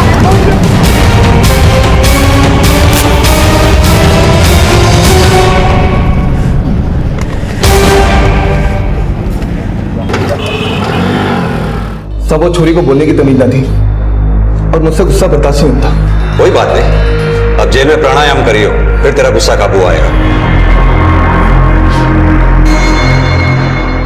मयूरी की हत्या उसकी लापरवाही का अंजाम थी, लेकिन इस लापरवाही से कहीं ज्यादा बड़ी भूल उसने अपनी मां की बजाय कार्तिक पर विश्वास करके की, जो सुजाता की तन्हाई की भी वजह बना। और परिणाम यह कि ना सुजाता मयूरी की गलतफहमी दूर करने के लिए जिंदा बची और ना ही मयूरी को अपनी गलती सुधारने का मौका मिला। मयूरी की हत्या करने वाला अपराधी तो पुलिस की गिरफ्त में था, लेकिन सुजाता मर्डर केस अभी तक किसी नतीजे पर नहीं पहुंच पाया था। सर, मैंने कार्तिक और प्रियांक की एलिबी भी अच्छे से क्रॉस वेरीफाई किए, पर मुझे नहीं लगता कि सुजाता के मर्डर में इन दोनों का कोई हाथ है। अगर ये काम किसी घरवाले का नहीं है तो बाहर वाला ऐसा कौन हो सकता है जो सुजाता का मर्डर कर दे? सर, सुजाता के मोबाइल से मुश्किल से 2 से 3 कॉल रोज होते थे, पर घर में कोई लूट भी नहीं हुई है। लेकिन सुजाता का मर्डर भी तो उसी 4 दीवारी में हुआ ना, जहां वो अकेली रहती थी। उसकी तन्हाई के कुछ तो ऐसे राज होंगे जो उसकी हत्या की वजह बने। सर, सुजाता के घर उसके मेड के अलावा और कोई नहीं आता था। रात को 9 बजे ही इनकी घर की लाइट बंद हो जाती थी। और कोई खास बात जो आपने नोटिस की हो? सर, पहले वो गार्डन में भी आ जाया करती थी, लेकिन पिछले 6 महीने से उसने गार्डन में भी आना जाना बंद कर दिया था। Thank you. सर, आस पड़ोस के सभी लोगों से पूछताछ की, लेकिन कुछ खास इन्फॉर्मेशन नहीं मिली है। घर के सामने यही एक दुकान है छोटी सी, आओ जरा यहाँ पता करें, शायद कुछ पता चले। एक काम करो, तुम वहां पता करो, मैं यहाँ पता करता हूँ। Okay sir. ये सुजाता जी आप ही के यहाँ से सामान खरीदते थे? जी सर, वो हमारी दुकान से ही सामान खरीदती है। सुबह से शाम तक उनके यहाँ कौन कौन लोग आया जाया करते थे? सर, मैं दुकान पे कम ही बैठता हूँ, वो लड़का है ना, वो आपको ज्यादा बेहतर बता सकता है। बुलाइए। अरे संजय जी, इधर आओ। देखो सर क्या पूछ रहे, बताओ। जी साहब। सुबह से शाम तक सुजाता जी के यहाँ कौन कौन लोग आया जाया करते थे? साहब, सुजाता जी के यहाँ सुबह शाम नहीं, दिन के टाइम महफिल जमती थी। महफिल जमती थी? मतलब क्या बताऊं साहब, 1 नंबर की कलेक्टर लिस्ट थी, बहुत लोगों का आना जाना था उसके घर पे। 7 अगस्त को कौन आया था उनके घर पे? साहब, क्या 7 क्या 8, ये तो लोच का मामला था। इसे पहचानते हो? हाँ साहब, ये तो इसे बहुत पहले छोड़ के चला गया था, मगर बाद में इसे नहीं देखा। और ये? साहब, ये बहुत आता था, मगर काफी टाइम से इसे भी नहीं देखा। इनके अलावा और कौन कौन लोग आया जाया करते थे? बहुत लोग आते थे साहब। इनमें से किसी का स्केच बनवाने में हमारी मदद कर सकते हो? अच्छा, जो ज्यादा आता था उसका करवा सकता हूँ। सर, सुजाता के लॉयर का कहना था कि प्रियांक सुजाता को कोर्ट में करेक्टरलेस साबित करना चाहता था। कहीं इस बात में वाकई सच्चाई तो नहीं? ये प्रियांक और लॉयर दोनों को बुलाओ, पहले इन्हीं का नजरिया समझ लेते हैं। Okay sir. देखिए इंस्पेक्टर साहब, अपनी जुबान खोलकर मैं अपनी मरी हुई बीवी को बदनाम नहीं करना चाहता था, लेकिन हाँ, उसका अफेयर था। किससे? मैंने सुजाता के खिलाफ सबूत इकट्ठा करने के लिए एक प्राइवेट डिटेक्टिव हायर किया था और उसी ने हमें ये फोटोग्राफ दिए।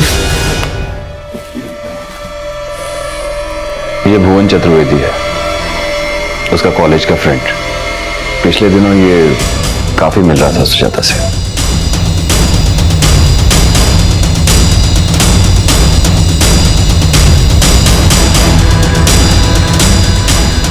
हाँ साहब, ये जो सुजाता जी गल बहुत ज्यादा था साहब।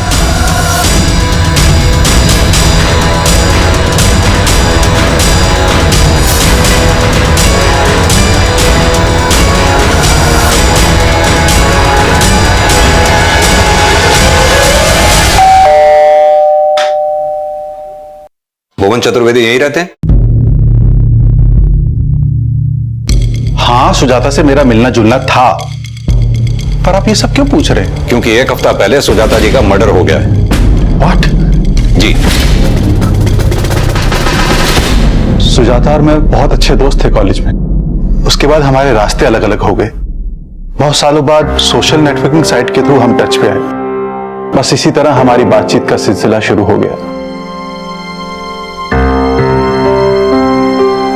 करीबन 3 महीने पहले मैं उससे मिला तो पता चला कि वो एकदम अकेली पड़ चुकी थी।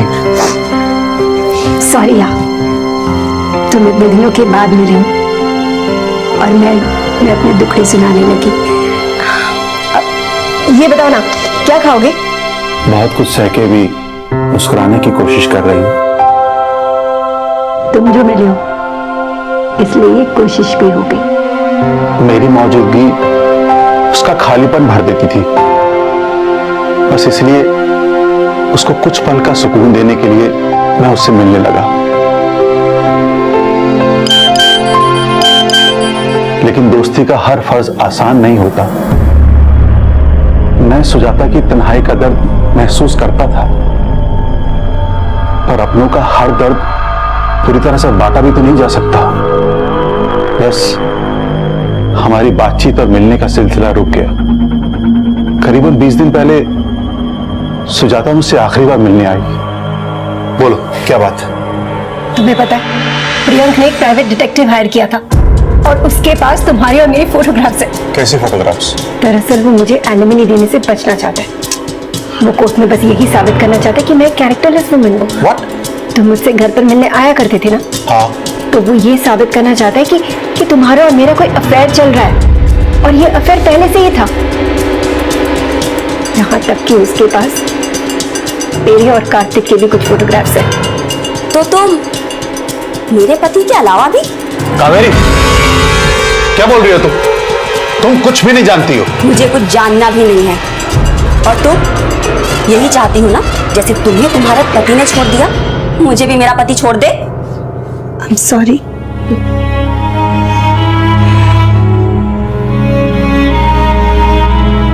सॉरी भुवन, मुझे तुम्हें अपनी परेशानियों में घसीटना नहीं चाहिए था।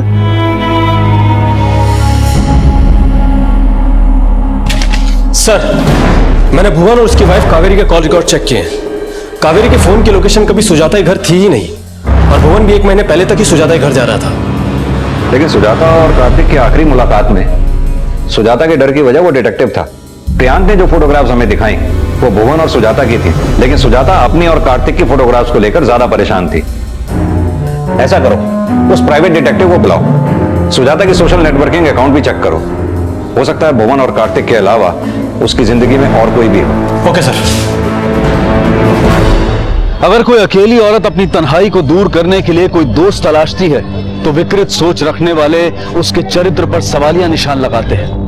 क्या यह सही है? हालांकि सुजाता ने कभी इस बात की परवाह नहीं की लेकिन कहीं ना कहीं वो अपने पति की इस गलत सोच का शिकार बन रही थी। और शर्म की बात यह थी कि वो उसे चरित्रहीन साबित करके उसे एलिमनी के हक से भी वंचित रखना चाहता था। पति और बेटी की उपेक्षा सहने के बाद सुजाता अपना ज्यादातर वक्त सोशल मीडिया पर ही गुजारती थी। और जब पुलिस को इस बात का पता चला तो वो तुरंत ये जानने में जुट गई कि कहीं सुजाता का मर्डर करने वाला सोशल मीडिया के जरिए बना उसका कोई दोस्त तो नहीं था। और साथ साथ उस डिटेक्टिव से भी पूछताछ की गई जिसे सुजाता के पति ने सुजाता की जासूसी करने के लिए हायर किया था। जी सर, मैं ही सुजाता की जासूसी कर रहा था और वो फोटोग्राफ्स मैंने ही लिए थे। तुम तो प्रियांक के लिए काम कर रहे थे ना, फिर सुजाता को तुम्हारे बारे में कैसे पता चला? या फिर उसने तुम्हें रंगे हाथों पकड़ लिया? जी नहीं सर, मैं उससे खुद मिला था।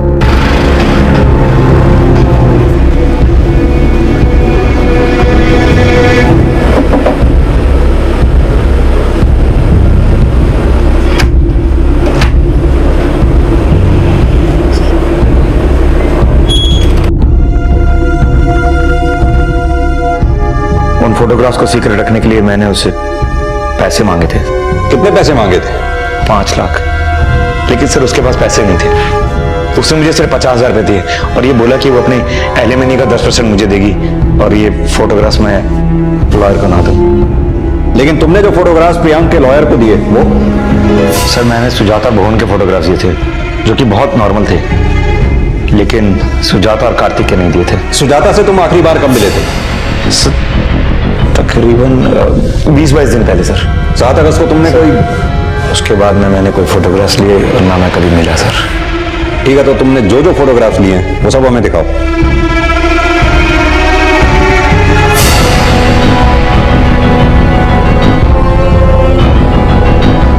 सर, मैंने सुजाता की सोशल नेटवर्किंग साइट चेक की तो सामने आया है कि सुजाता की हत्या से 15 दिन पहले उसने किसी अरिंदम सेन की फ्रेंड रिक्वेस्ट एक्सेप्ट की थी। नीचे करो। और हाँ सर, सुजाता की हत्या से 1 दिन पहले अरिंदम ने सुजाता से मिलने की रिक्वेस्ट की थी और सुजाता ने उसे 7 अगस्त को अपने घर पर इनवाइट किया था। सर, जिन आईपी एड्रेस के थ्रू अरिंदम सेन सुजाता से चैटिंग कर रहा था वो सभी गाजियाबाद के साइबर कैफे और उसके आसपास के साइबर कैफे से बिलोंग करते हैं। मैंने इन सभी साइबर कैफे के ऑनर से पूछताछ की, लेकिन उनका कहना है कि अरिंदम सेन नाम के इंसान का वहां कोई अकाउंट नहीं है और ना उस शक्ल के इंसान को वहां कभी देखा गया। या तो ये झूठ बोल रहा है या फिर साइबर कैफे में कोई और अरिंदम सेन के नाम से सुजाता से चैट कर रहा था। पता लगाओ कि आखिर ये माजरा है क्या। Okay sir. सर मैंने इस आदमी को कभी सुजाता के साथ नहीं देखा। हाँ साहब, इसको मैंने देखा था। इसने हमारे दुकान से सिगरेट खरीदी थी। ये सुजाता जी के घर गया था? शायद साहब, सिगरेट लेते हुए किसी से फोन पे बात कर रहा था। क्या बात कर रहा था? कि जौनपुर की टिकट का कुछ हुआ क्या, बहुत जल्दी में था साहब। एक काम करो शर्मा, जौनपुर के पुलिस स्टेशन में इस अरिंदम की फोटोग्राफ भेजो और जौनपुर जाने वाली हर ट्रेन 7-8 अगस्त का रिजर्वेशन चेक करो। जो जो भी टीटी उस दिन ड्यूटी पे थे सबको पूछताछ के लिए बुलाओ। Okay sir. पुलिस एकदम से हरकत में आ गई और कुछ ही घंटों की तेजी के बाद ये केस अंजाम तक पहुंच गया। ऐसा करिए, आप जौनपुर के आसपास के स्टेशन में पता करिए, कोई लीड मिले तो मुझे इन्फॉर्म कीजिएगा। ठीक है सर। हमने सब जगह पूछताछ की, रेलवे स्टेशन, बस स्टैंड, लेकिन अरिंदम का कुछ भी पता नहीं चला। लेकिन सर एक बात समझ में नहीं आ रही है, अरिंदम ने सुजाता का मर्डर किस इरादे से किया होगा? ना ही घर में कोई लूट हुई है और ना ही पोस्टमार्टम रिपोर्ट में कोई फिजिकल असॉल्ट के साइन मिले हैं। शर्मा, सुजाता की जिंदगी धोखों से भरी थी। दोस्तों में जिंदगी तलाशने वाले अक्सर जिंदगी गंवा बैठते हैं।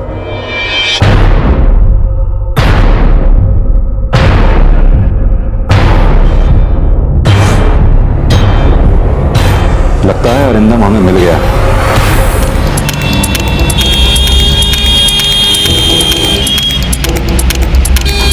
सर वो कह रहा था कि उसके चाचा का एक्सीडेंट हो गया, वो वहां चला गया।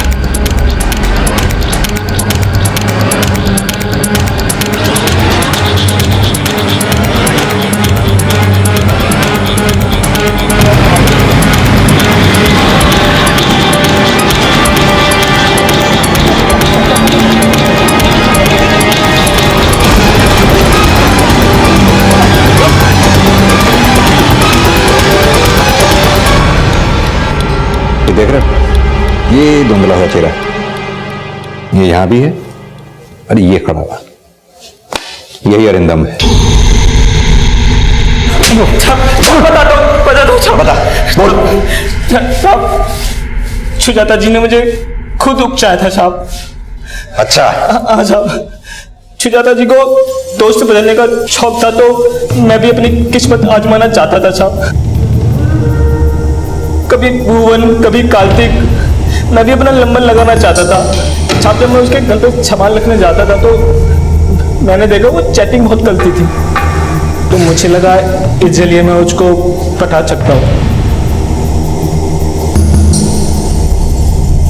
उसने मुझे दोस्त बना लिया और फिर हम चैटिंग करने लगे। मैं सुजाता जी की सोच समझ चुका था, उन्हें मेरी बातें पसंद भी आने लगी थी।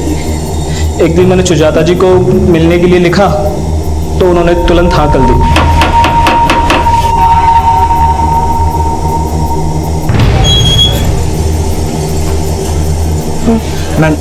मैं लग देता हूँ। ये लो, बाकी का बाद में एडजस्ट कर लूंगी। हाँ सुजाता जी, आप बहुत सुंदर लग रही हैं। Thank you. मैं अच्छा लिखता हूँ ना? मैं जबान छाप करने की प्रैक्टिस भी कर लूँ। वो सब ठीक है, पर अब तुम जाओ। पर आप तो मेरे साथ टाइम बिताना चाहते थे ना? सुजाता जी, मैं वही हूँ जिसका आपको इंतजार है। मैं ही अरिंदम हूँ।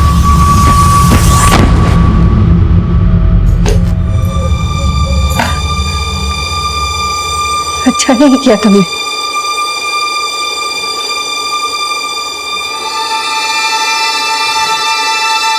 बिल्कुल ठीक नहीं किया।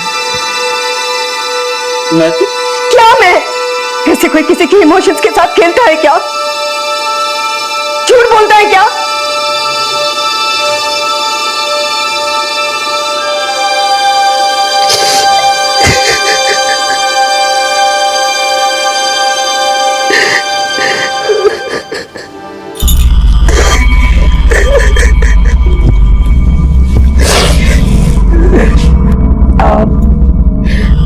देखो, रो मत। I am sorry. हाँ, मैं थोड़ा ज्यादा रिएक्ट कर गई थी। क्या करूं, जिंदगी में बहुत धोखे खाए हैं ना। तुम ना कॉफी पियोगे?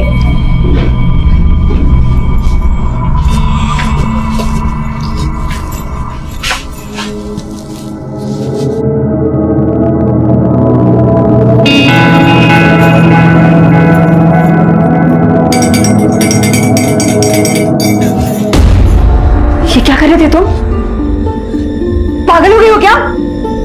मैं जानता हूं आप मुझसे प्यार करती हैं। हाँ? तुम ऐसे सोच भी कैसे सकते हो? सुजाता जी, आई लव यू। निकल यहाँ से। मैं प्यार करता हूँ आपसे। तुम पागल हो, तुम जाओ यहाँ से। मैं कह रहा हूँ मैं आपसे प्यार करता हूँ। प्रियांक की उपेक्षा, कार्तिक का विश्वासघात और मयूरी की गलतफहमी का शिकार होने के बाद सुजाता की जिंदगी में सिर्फ तन्हाई थी। हमारा अकेलापन हमारे अपने ही दूर कर सकते हैं, इसलिए अपनों से इतना दूर कभी ना हो कि उनकी जगह कोई अपराधी ले ले। इसी विचार के साथ अब मैं अनूप सोनी आपसे विदा लेता हूं। फिर मुलाकात होगी अगले एपिसोड में एक और चौंका देने वाले केस के साथ। तब तक अपना और अपने परिवार का ख्याल रखें और देखते रहें क्राइम पेट्रोल डायल 100। सबक एक को, सीख हम सबको। जय हिंद। इस तरह के और भी एपिसोड देखने के लिए हमारे चैनल को सब्सक्राइब करें और बेल आइकन दबाना ना भूलें।